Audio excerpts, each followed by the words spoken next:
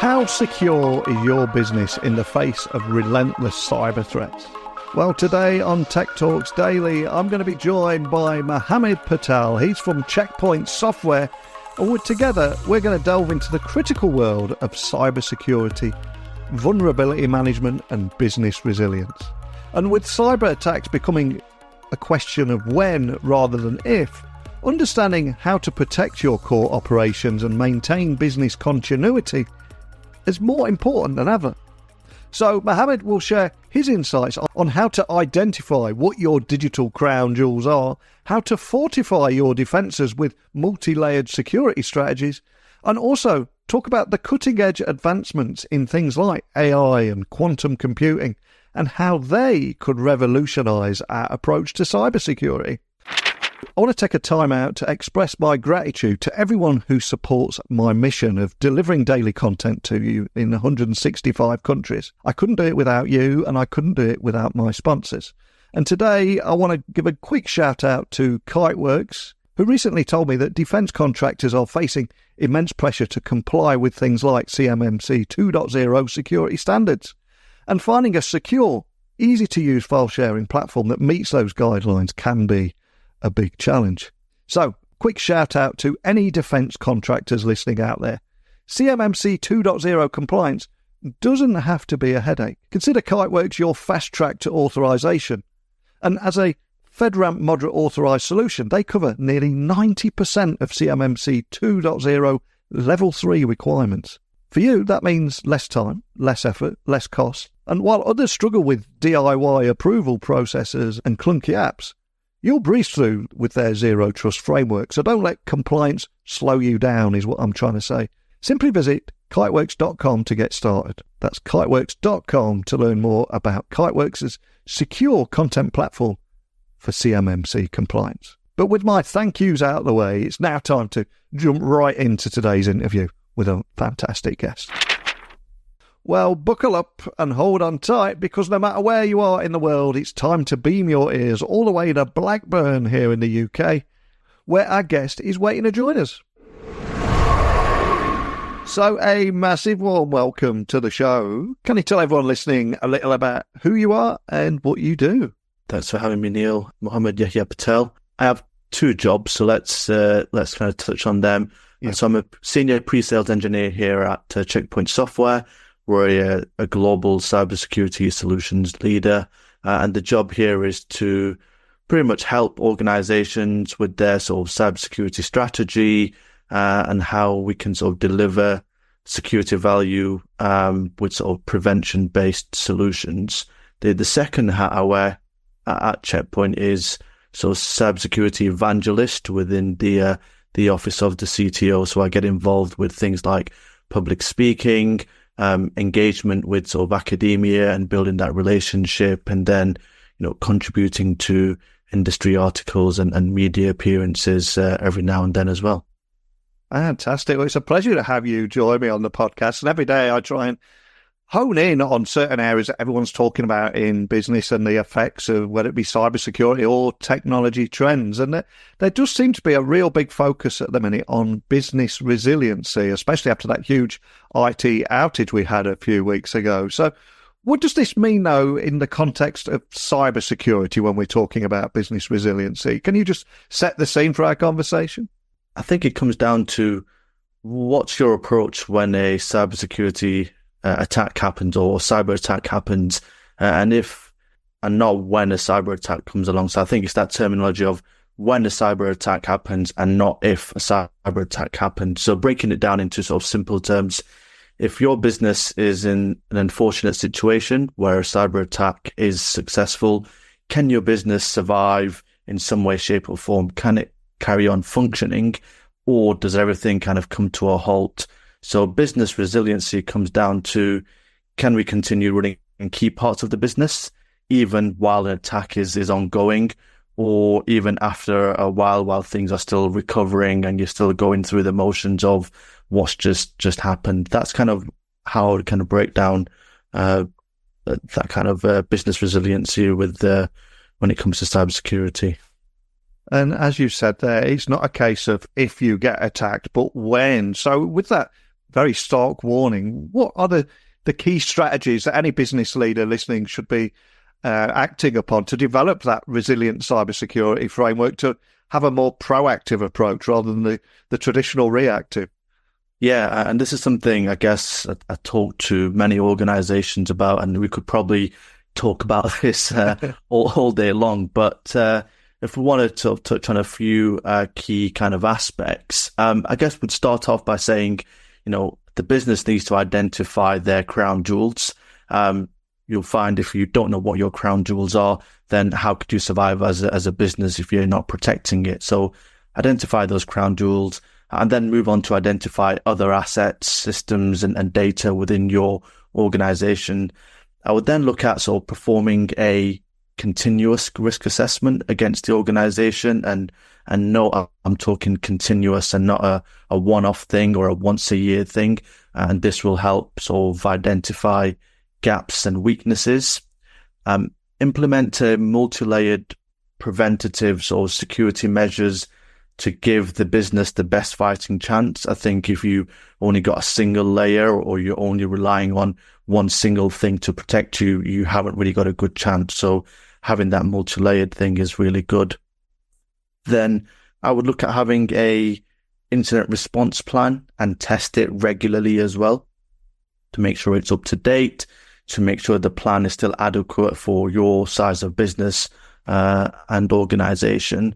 And then the last point is sort of offline backups and DR plans, but having these offsite. So I talked to many organizations, and some of them just wouldn't realize that actually when a cyber attack happens, the systems that I have today, and the storage and data may not be available, and therefore these plans and backups that we have are stored on the very systems that have just been sort of hijacked in an attack. So taking those offsite somewhere else completely separate puts you in a pretty good position. So those would be some of the key points. And then from a framework perspective, if somebody wants to adopt a framework, probably the best one to kind of start off with is the NIST cybersecurity framework, or NIST CSF. So yeah, those would be kind of my key kind of takeaways to go and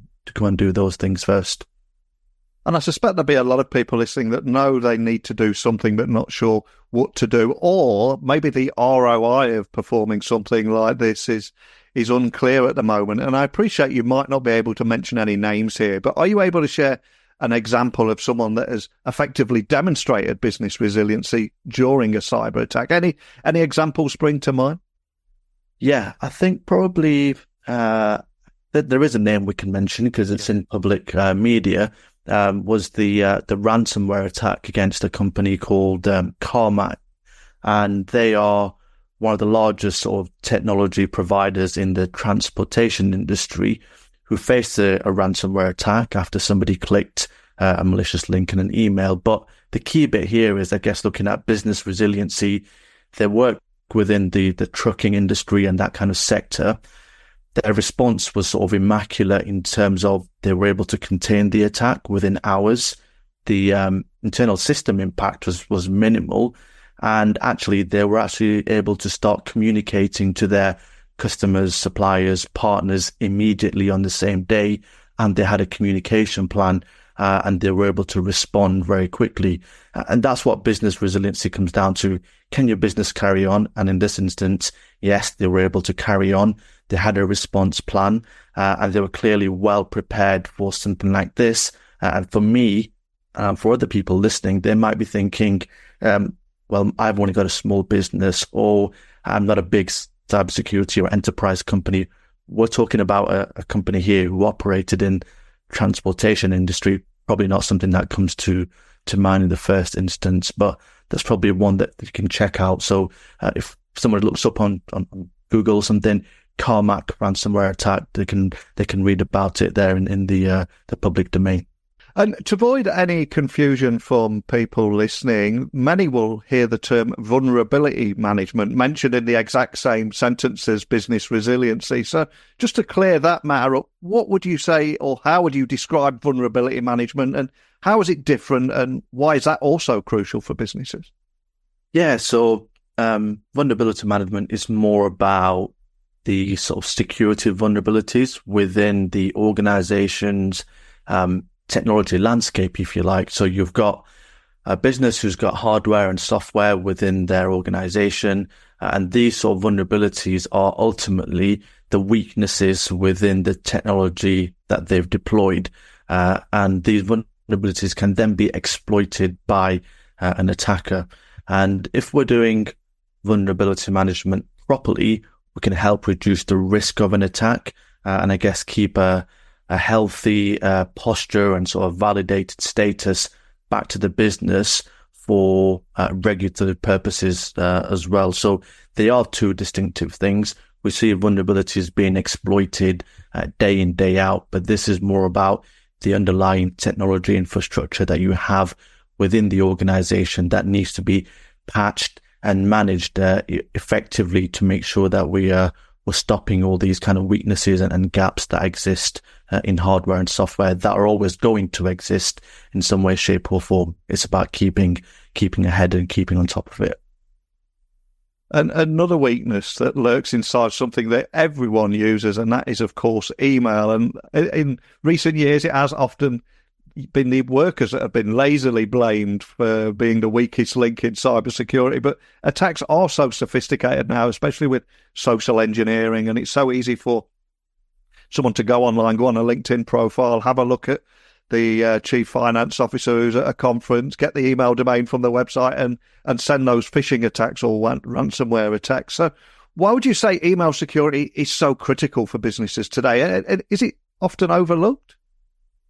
I guess it's overlooked in some areas, but also might not be considered as an area that needs protecting. But it's still the primary method of communication today, either internally or externally within the business. And actually, if we look at the cyber attacks today, overwhelmingly, email is used as that sort of initial attack vector. And looking at some of the trends within the industry and some of the reports, it was something like 80% of threats were delivered by email in 2023. So for that reason, we need to be taking email security seriously if we're going to prevent some of these threats from happening. And again, just to bring to life what we're talking about here, what are some of the most common email-based threats that businesses should be aware of out there? Is it the same old, the usual suspects that we see in here, or the other emerging threats, especially with AI, etc.? Yeah, the usual suspects are there, and you mentioned one of them, Neil, social engineering. That's a big thing now, alongside sort of business email compromised. We're seeing more of whereby either a trusted employee or a supplier or a partner that you sort of regularly engage with, it actually has their mailbox compromised, and they're now being impersonated in some way. So you think you're engaging with your trusted supplier, they ask you for a payment, and you go ahead and make that payment. But actually, what you didn't realize was that supplier was actually compromised. The same usual sort of phishing technique still exists today with malicious links and attachments, and these links could be used to download malware onto the machine, or the links could be used to steal user credentials as well. Up and coming are things like malicious QR codes. They're a thing now as well. So you could be receiving a QR code within an email, but actually there is a malicious link behind it. And it's, how do we sort of stop these from happening and kind of stay ahead of some of these as well. Fantastic advice. And the question I've got to ask, and I appreciate this question is almost a podcast episode on its own, but for any business leaders listening, how can organizations protect their email systems more, especially from some of the threats you've just mentioned? Yeah, and this is a question almost on a daily basis. I'm kind of engaging with businesses in the UK to understand how we can do this. I think we need to adopt a prevention-based email security solution, which is using sort of AI and machine learning kind of at the forefront to be able to help and recognize some of these threats and actually move away from detect and remediation. We've long relied on legacy solutions that are still there or architecture, which is not putting the organization in the best manner. So, if we say once the malware is in, it's too late, right? So that's where detect and remediate comes in. Move to something that can prevent these things from happening as best as we can. MFA on all your email accounts, that's really easy to go on and turn on. So get your users engaged with you to understand why it needs to be enabled. And even things like monitoring suspicious logon behaviors. If your organization only works in the UK, should you have somebody from another country or another region logging on, can you monitor that? Those are some of the things that you want to be looking at in terms of, how we can protect the email system from these threats. And we are talking about a lot of varied threats and attacks, but it's not all doom and gloom. There is a lot to be hopeful for and maybe even excited. So I've got to ask, what excites you about the future? Yeah, again, this could be an episode on its own. I think what excites me is I'll still have a job in the industry with everything that's happening. I'll still be kept in a job and that probably evolve in different ways because, the landscape's increasing. I think things like, quantum computing is probably something that excites me to see what's going to be the art of what's possible when it comes to having better ways or faster ways of securing and protecting data to help kind of, bolster that security. AI is there. Does it excite me? Not as much as what it did sort of early on. We know it's there. We know it can be utilized. I guess there's probably more to come in that space. And I guess the other bit that kind of is just around innovation within the field itself. There is so much happening within the industry that it's hard to actually keep up. But yeah, we have a role here in some of the cutting edge stuff. So that keeps it kind of pretty exciting. And I love how you mentioned that quantum computing excites you. I'm curious, it doesn't keep you awake at night worrying about it breaking encryption or anything like that. There's nothing like that concern you? No, not yet. There's definitely much less, I guess, boring things that are keeping me and other people awake at night, which is some of the more simple stuff that we could be doing to improve things.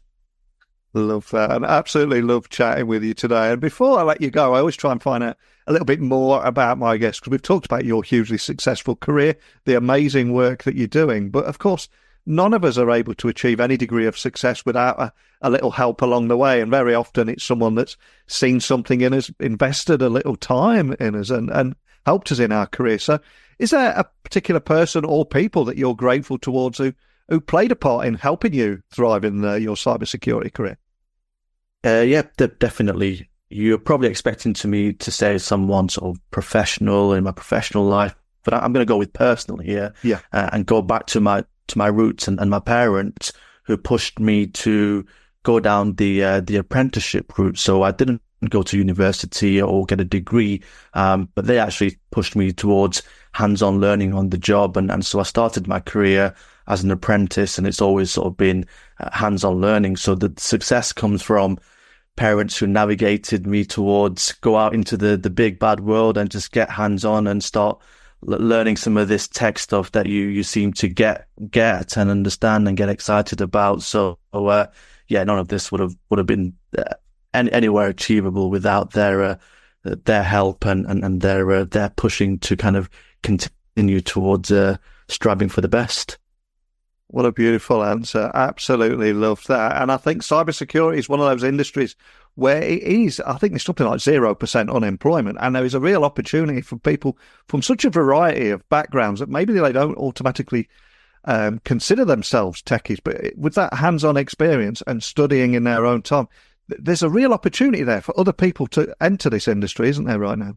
Definitely, there's a huge opportunity. There's a lot of people who are kind of reskilling. So I've worked with a couple of these groups around the UK, and as you say, they come from diverse backgrounds, not necessarily in cybersecurity, but they're actually reskilling to enter the industry, and they bring along with them different experiences which can actually help them advance their careers in the cyber world, and actually help some of us in cyber with the experience that they bring from varying different backgrounds. So it's definitely an industry to be in, and not necessarily always think about being in the most advanced and technical role, because there's a huge wide gap in different areas and a lot of different specialisms that people could jump in and get to grips with. Well, I echo everything you said there, and I think it's something we don't talk about enough. We've probably set off a lot of light bulb moments. We've left people with a lot of different talking points and might have a few questions. So where is the best place for anyone listening to find you or your team at Checkpoint Software? Learn more about anything we talked about today. Where would you like to point everyone? Yeah, so I'm very active on LinkedIn, so connect with me, chat with me in there, engage on there. And of course, if you want to learn more about sort of prevention-based solutions and architecture, visit checkpoint.com. And yeah, that's the kind of best way to reach us. Well, we packed so much in our conversation today, from demystifying business resiliency, vulnerability management, email as a business critical tool and how to protect that, but also what you're excited about the future, why there's so much to be hopeful about, and also where you came from there, and recognising the impact your parents have had on your career, and giving hope to other people out there that might be listening. This might be the moment that we just light a spark where they too want to reskill and enter the industry. But just thank you so much for shining a light on this today. Thank you, Neil. We covered so much ground there, discussing the essential elements of building a resilient cybersecurity framework to shield your business from cyber threats. From fundamentals of email security to the innovative frontiers of quantum computing, I think it's clear that staying ahead requires constant vigilance and innovation. But what steps will you take to ensure your business remains resilient in that cyber battleground that we're talking about? As always, share your thoughts and questions you may have, and let's keep this crucial conversation going. Email techblogwriter@outlook.com, Twitter, LinkedIn, Instagram @NeilC.Hughes. Pop me a DM in there if you've got a question or anything at all. But that's it. I'm out of touch. You're out of time. So it's time for me to go now. But thank you for listening as always. And until next time, don't be a stranger.